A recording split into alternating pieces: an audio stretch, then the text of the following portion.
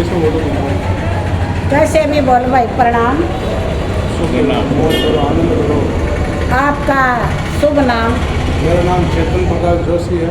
मैं retired bank manager हूँ। Retired bank manager. मेरा बेटा भी SBI बैंक में। तो आप रिटायर हो गया अब? ये हो गया 2019। तो आपको मतलब अब माड़ा जब रहे हो, क्या बैंक में टाइम में भी जपते थे? 45 साल हो गए। माड़ा जपते? हमारा जो पूजा पाठ करते हैं। अच्छा, तो भगवान मिले? साक्षात्कार हुआ। साक्षात्कार हुआ? कैसे हुआ बताने की अगर बता सकते हो तो? नहीं, ये क्या है, गुप्त विषय है। गुप्त राज को ये परमात्मा ही भक्त को सेलेक्ट करता है। आदमी भगवान को सेलेक्ट नहीं करता है। भगवान उसको उसमें से चुनता है कि यह आदमी मेरे भगत होने, इसी को भगवान ये लाभ देता है, ये नहीं देता। अच्छा।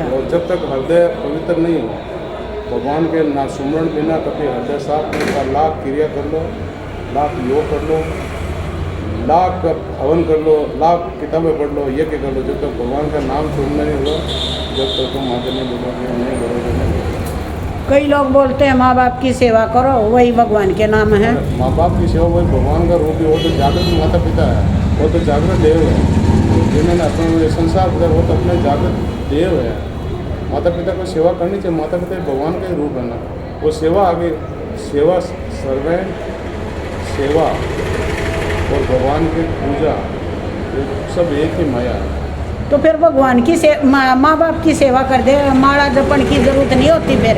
माँ बाप की सेवा करो, माँ बाप के अंतर्भाव से आशीर्वाद प्राप्त करो और निष्काम कर्म करो। निष्काम कर्म ये होता है, माता पिता की सेवा करो, लेकिन कर्म तो करना पड़ेगा ना। कमाने के लिए, बच्चों को पालने के लिए आपको निष्काम कर्म करना पड़ेगा। निष्काम कर्म का मतलब ये है, उसमें आपका स्वार्थ नहीं होना चाहिए। अच्छा, तो ये माड़ा जपना भी काम है?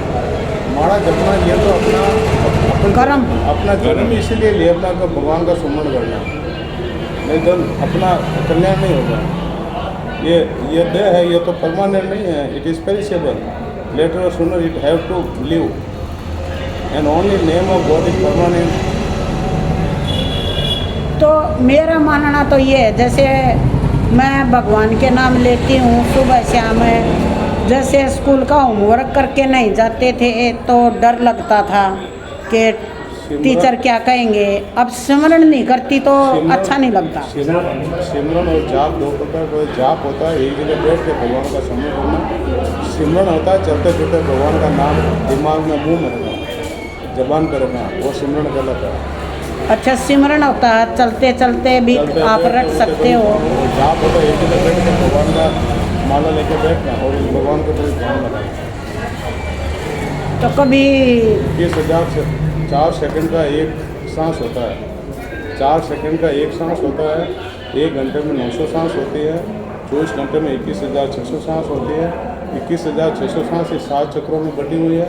पहला मूलाधार में 600, उसके बाद में दूसरे चक्र में 6,000, तीसरे चक्र में 6,000, चौथे चक्र 6,000, 5वें चक्र में 1,000, छठे चक्र में 1,000, तब ये पूरा होता है इसका शुद्धिकरण।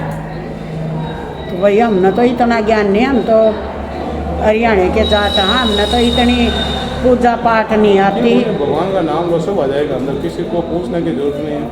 कोई मंदिर जाने से भगवान का सुमरण और नाम लो, बस माड़ा करो, भगवान की जाप करो, टाइम मिले जब भी। मेरा मानना तो ये है कि जब माड़ा नहीं रटनी आती तो मानव सेवा भी माधव सेवा लगती है मेरे को। अरे सेवा पर ये हो गया ना, 3 योग हो गए। एक तो भक्ति योग, एक ज्ञान योग हो गए, कर्म योग। कर्म योग में सेवा आ गई। गीता कृष्ण भगवान ने 3 योग बताए। एक तो बताया भक्ति योग, ज्ञान योग और कर्म योग। कोई एक योग करने से बड़ा नहीं है।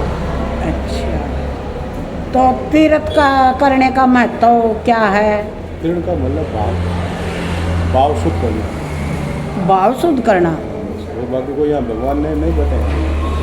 आपका भाव शुद्ध है, हाँ भगवान है, आपको रूप ध्यान करके ही भक्ति करनी पड़ेगी, तो ही आप आगे बढ़ोगे, नहीं बढ़ सकते। रूप ध्यान जैसे शिव जी का फोटो लेकर बैठे, शिव जी का अंतर ध्यान करो, तो वो आगे जाके फिर ऑलमाइटी गॉड में मर्ज हो जाता है। अगर माँ बाप एक्सपायर हो रहे हैं, उनका फोटो लेकर ध्यान कर लें और भोले बाबा का ध्यान कर लें, इनमें कोई अंतर है?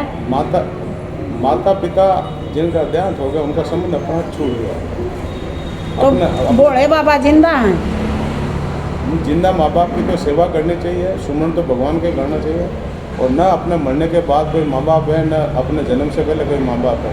ये तो बीच की प्रभु की लीला है, और ये अपना धन है, ये भी भगवान का अंश है, ये भी एक भगवान का अंश है, और सबको जाना है इस रास्ते में।